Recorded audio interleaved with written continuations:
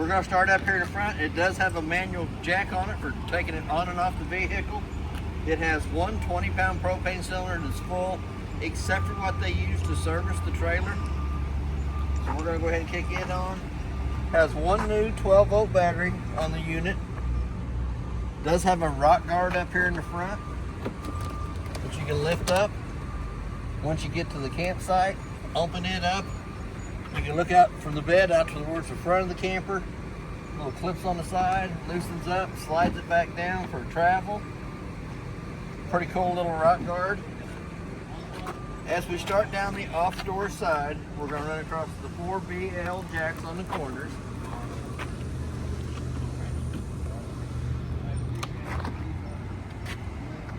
The handle fart's on the other side. We'll show you that when we get over there. But it's a manual crank on all 4 of the BL jacks.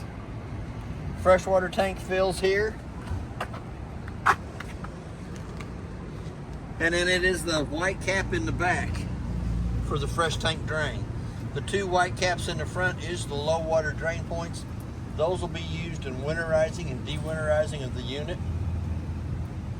And then right above that, we do have the city water connect that you can hook to with a water hose and regulator and never have to fill the fresh tank on it. Work right off the water pressure going to that connection. Our next one back is the outside of the hot water heater. The hot water heater is gas and electric, but it is not working on the electric side. It is not plugged up in the back. I'll show you that when we get to the inside of it. But before you light it on gas, you always want to make sure that we have water coming out of the pop-off valve before you turn on propane. Also has a drain plug down the bottom that is also an anode rod. The anode rod actually draws all the impurity to that rod, eats that rod up instead of eating up the inside of the tank. Anytime the steel rod in the center showing, it's time to replace it. And you got an on-off switch in there, correct? For the electric. Propane. No electric. No electric. Got it. No electric. It does have one in here, but it doesn't work. It does not work. It's not got no wiring in the back of it. Then we have a park cable and satellite hookup on the outside of the unit. So that if you're at a park that has cable, you can hook to the front connection. Satellite's going to be your back one.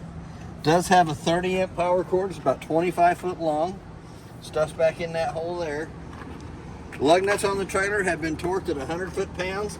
The tire pressure is 65 psi on the side of the tire cold.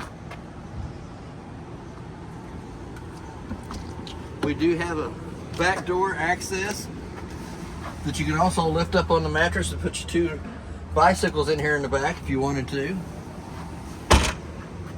Or you can leave it down and use it for a bottom bunk. And then on our termination valve, the front connection gray valve is your kitchen sink, bathroom sink, and shower water. The 3-inch valve in the back is the toilet water only. You'll pull the 3-inch black valve first, let all the nasties drain out that'll drain out. Then you can pull the gray handle and kind of clean out the inside of the sewer hose with it. Second balance jack. They are for stabilizing the trailer, not for leveling from side to side. They just stabilize it while you walk through the center of the trailer. It is also prepped for a backup camera up top. We're getting a new spare tire for the back of it. Do have an outside shower here in the back that gives you hot and cold running water to the back of the unit. We're going to come around the corner. We have our 3rd balance jack. We have 2 outside speakers. We have a range hood vent. For the range hood to work properly, the tabs have to be lifted up. Allows that flapper to flap. But when you're going down the road in travel, you'll want to push that back down and lock it into place. Outside the furnace, sucks cold air around the square, hot air at the center. I always suggest putting a mud dauber screen over the outside of the furnace. The mud dauber screen is less than 20 bucks. It's $155 an hour for every hour that I have to take the furnace out to clean the mud daubers out of. So that is a really well invested, less than 20 bucks. Does have a 110 outlet on the outside of the unit. Has 2 covers for the refrigerator. So it has air circulating at the back of it. The white vent coming out is for when the freezer's made ice. It falls down in the tray down below, comes out of that tray, comes out this vent tube on the outside. Does have a porch light. Does have a little button underneath it to turn it on and off. Little short guys have to get up on the steps. Here again, we're going to open this up. It does have holders for both sides. This is your balance jack handle for all four of the balance jacks on the corners. But it is also prepped for a 2-prong solar panel charging that will recharge the battery on the front of the unit. So I'm going to go ahead and close that back down. We're going to go to the inside. Steps will fold out 2 times. We're going to go to the inside of the unit. It does have a working fire extinguisher on the right hand side as we come in. We're going to go all the way up to the top. It has a smoke detector in the unit that makes that annoying little sound. We're going to come back to the battery life, show you the battery's fully charged. We're going to go over to the fresh tank, and I can't see how many lights is on the fresh tank. Then we're going to go to the black, which is empty, and the gray, which is empty. As they fill up, they'll show 1/3, 2/3 full. Right down below that, the first button on the left-hand side is the gas side of the hot water heater. When you turn it on, the little red light up here at the top comes on. It'll go through 3 lighting processes to light on gas. For any reason that it does not light on gas, that little red light's going to come back on. Second button is our water pump switch between the freshwater tank and the faucet.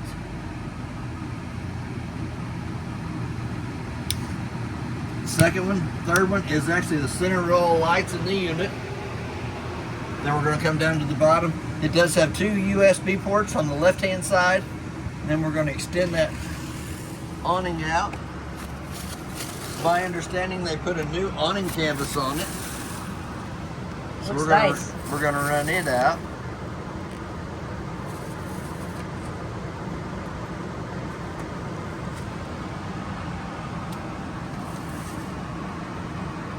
Till the skirt hangs straight up and down. And when you run your awning out, you'll have to have your door closed a little bit so it doesn't Because hit it's the right awning. up against the arm.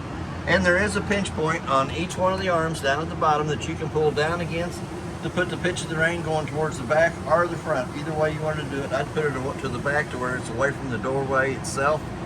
I'm going to kind of leave that awning out. It did have a little water on it. So we do have a light underneath the sink, countertop of the sink. Turns on right there.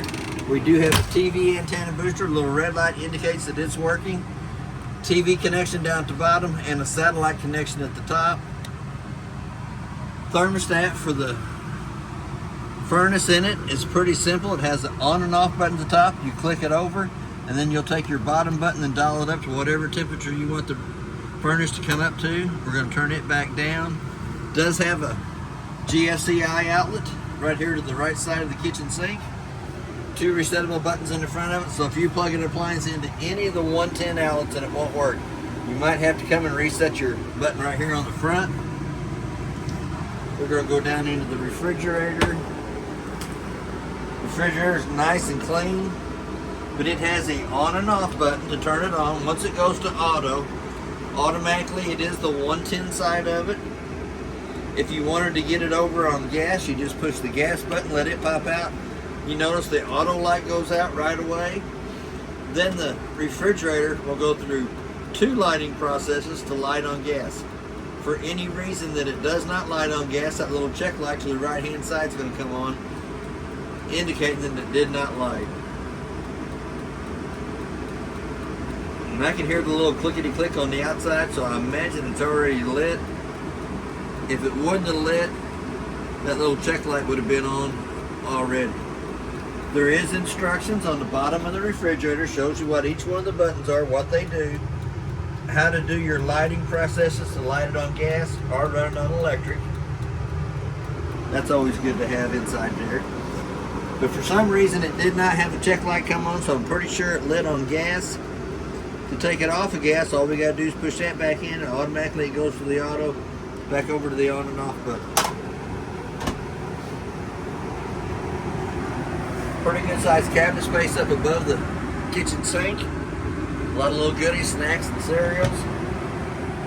It has a fairly new microwave in it.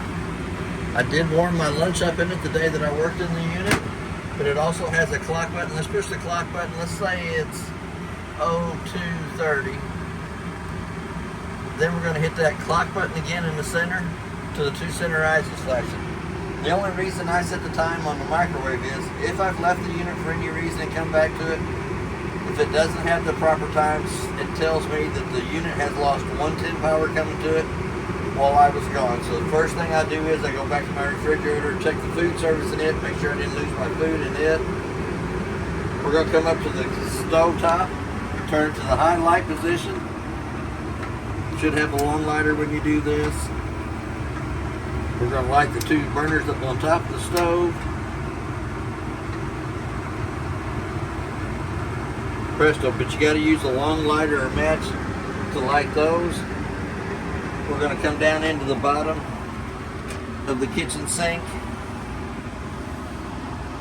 In behind that panel there is a water pump and a 2-valve bypass for winterizing. You have to shut the one coming from the tank off, open the one up going to the hose, put your hose down in the antifreeze jug, kick the pump on, and it will suck antifreeze through the whole system in the trailer. Do each one of the faucets one side at a time till you get all the way through the unit, kitchen, bathroom, shower, the whole kabam. We're going to go in the cabinet up here at the top, cabinet at the bottom, quite a bit of space there. Add a lot of little goodies. Inside of the furnace, when the furnace lights, you'll feel the temperature coming out of here, but it does have a vent on the other end that it'll come out of. We're going to go into the master bathroom. Narrow knob in the vent in the ceiling cranks the vent up. Little black button here to the side turns the fan on. So we're going to close that back down. It doesn't have a max air cover over the top of it. You can add a max air cover to it if you wanted. Here again though, we have the hot water on the left side, cold water's on the right side. Pull up on the stem when you want the shower to work. Doesn't have a plug in the tub because it is a shower. Does have the dome for you taller guys off to the corner of it. Light switch on the wall that turns the light on. A single foot flush on the front. Push halfway down, fills with water. Push all the way down, fills and dumps. Does have instructions on the back of the lid for that. I'm going to go ahead and turn that light off. Does have a mirror for prettying up on the inside. Each one of the lights has a little push button off on the side that turns them on. Since this top bunk has a fire escape window in behind it, a little red handle comes out, goes all the way through the window frame there. Little white button on the side of the screen pulls the screen loose. Then this handle will let it go through. Does have the dark out shades at the top. Does have the light on in the bottom here. Doesn't have the window, but you do have the access to the outside door. It also has a deadbolt on it that you can lock. I don't think it opens from this side here, but there is a pretty good sized compartment underneath it, underneath the whole bed. We're going to come back to the stereo. It does have an on and off button. There was no remote in the stereo. We have a 110 outlet that is also GFCI protected. Light above it has a little push button on the side to light it up and down. Tabletop folds down, the 2 legs fold down, go between the 2 2x2s on the bench. 2 back cushions comes over the top of the table to make a smaller bed. It also has a carbon monoxide LP detector down there at the bottom. Quite a bit of cabinet space up above. There was a little paperwork in the unit. It was in that yellow bag there. Put it back up in the cabinet. Both sides of the cabinet's got pretty good space. 3 cabinets above the master bed. All of them got pretty good space. It does have another 110 outlet on the right side of the master bed that is also GFCI protected. It doesn't have a fire escape window on either side of the bed because we're close to the front door. It does have a handle here that you can pick up on. When you come in, I lied to you while ago, the pump's not on that side over there. The pump's on this side over here. Take that screw out of the top. It does have a 2-valve setup on the pump. One closes off the freshwater tank, keeps it from drawing from the freshwater tank. The other one goes to the end of the hose. You stick your antifreeze jug down in your hose. You'll suck the antifreeze from the jug all through the system of the unit with the water pump here. We're going to set this back down. Underneath the back bunk seat is the water pump. No, it is the hot water heater. It does have a 3-valve setup on the back of the hot water heater. This one's open, the one at the bottom's open, the one in between them's closed. When you get ready to winterize, they go just the opposite. You'll close the top one off and the bottom one off, and you'll open this one up. That way when the water comes in, it makes a loop at the back of the hot water heater without having to fill the hot water heater. You still have to drain it on the outside, but as you can see in that metal box right there, all the 110 wiring is stubbed off. There's no outlet or nothing back here in the back for them to hook it into. But it is stubbed off in that. So it tells me that the water pump's been, or the hot water heater's been replaced at some time or another. They got the fancier one that had the electric and gas. Here again, we're going to put the cushions back in. It does have 2 speakers on the inside. One in front and one in the back for the stereo. And that is basically, well, let's go over the air conditioner. We got the compressor running wide open. We got the air compressor on high cool. There's low cool, high fan, 2 low fan settings, and off. We're going to turn that right back on. The air conditioner will vent out each one of the vents front and back. So let's turn that back on. It does have a filter on either side. The cleaner you keep the filters, the quicker it'll cool down and more efficient. It will stay cool with the cleaner the filters. That's basically everything on your unit. If you have any questions, I'll try to answer the best that I can. Thank you for your time.